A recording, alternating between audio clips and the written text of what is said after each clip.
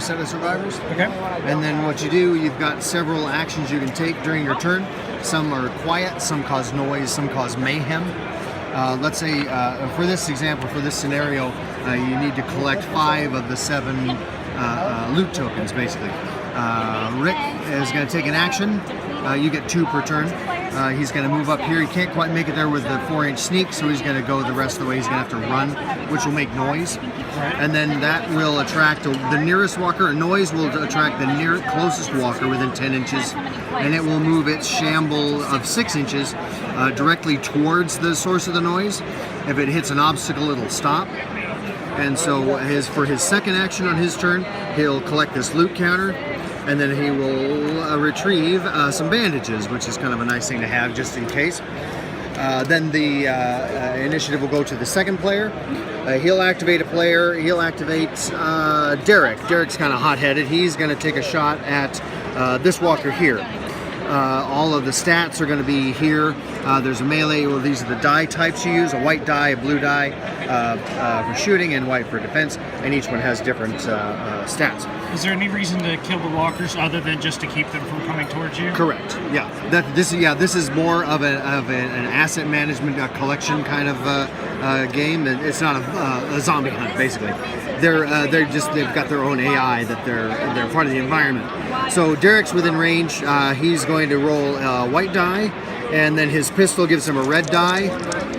This will be Derek's attack of 2. A walker ever only rolls 1 die, 1 red die for defense. He'll get 0. So it only takes 1 wound to knock a walker down. Let's say it was this one instead for demo purposes. It'll knock him down. If they had rolled an exclamation point on any of the dice, it would be a headshot, and that walker would be removed from play. However, using a weapon will cause mayhem, which will attract every walker within 10 inches of Derek, and they'll all move their full 6-inch shamble. It's going to be just outside, and the person with initiative would control in what order they move. So he's going to move this 6. He's not quite there. This one's down. I think that one was, well, let's say that one was out just for the purposes of this demo. What is the difference between them being knocked down versus removed? Removed, can they get back up? They can potentially get back up at the end of the melee phase. And then once you've activated all your players on each side, you'll go to the event phase, which is where you'll draw a card. And there's this thing called the threat tracker. Different things as they create mayhem, the threat tracker can move, and it's basically, in addition to being a timer, it also will decide how certain people will react. Let's say the threat tracker was at low, and you wanted to activate someone who had low nerve. You'd have to roll the panic die, basically, and that would be, if it came up on a question mark, they could take just a single action. If it came up on the flee, they could only do their full run. If it came up on the berserk, they would make a noise, which would increase the threat tracker, and then they get an extra die for the melee phase, which is the following after this. The shush is they can make 1 single quiet action. What you'll do when let's knock that back down to quiet, so we don't have too much other things. The alt quiet, the walkers suddenly stop, nothing else happens, but at the top of the card it says +1 threat, and that would take that up to low. And then once you've resolved what happens on the card, you'll check the walkers. Every walker that's eligible, which means not knocked down, they will. You'll place the kill zone over them, and they will move to engage the nearest survivor. So we've got 1 here, we've got 2 here coming in on Derek. That could be trouble. And then 1. Let's say it's Carl. Looks like he's closer. And for purposes of melee, I'm going to throw Rick in over here just in case, just to make it a little more interesting. And then after the event phase is over, you go into the melee phase, where you will take, you'll decide whether your side wants to fight or survive. We're going to say they want to fight, because Rick's got a white die and a red die because of the hockey stick. And then Carl will add his die to the pool for this fight. And then the walker will still only get a single red die. They're going to roll a big handful and hopefully get fairly well. They got 2. And the walker will roll 0. So the walker, again, will be pushed an inch away and just knocked down. Since there are no headshots, it's going to remain on the board. Whereas on this side, Derek has, you can use a pistol in melee because it's a small weapon. So he's going to get a single white die and a single red die because of what the gun can add to it. Although, unfortunately though, a single walker has 1 red die. If a second walker gets involved in the melee, it will add 2 red die. If a third one got in, it would add 3 more, up to 5. So you could potentially have 15 dice in a melee. And if you're, let's face it, if you're that dumb to get surrounded by 5 walkers, you deserve what's coming to you.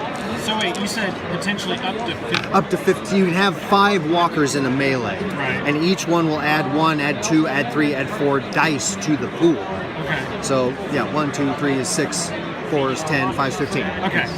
And so they're going to roll theirs. This could be, oh, this might not be so bad after all. Wow, that's amazing. Derek fended off 2 walkers. Does the exclamation point mean anything? Yeah, that's the headshot that will take the walker out when of he's it. defending the headshot still counts. Yes, exactly. Okay. And it's the difference between the two. So he's going to do a single headshot to one, which will just take it out, and the other one will be knocked down. If he had rolled both headshots, they'd both be out.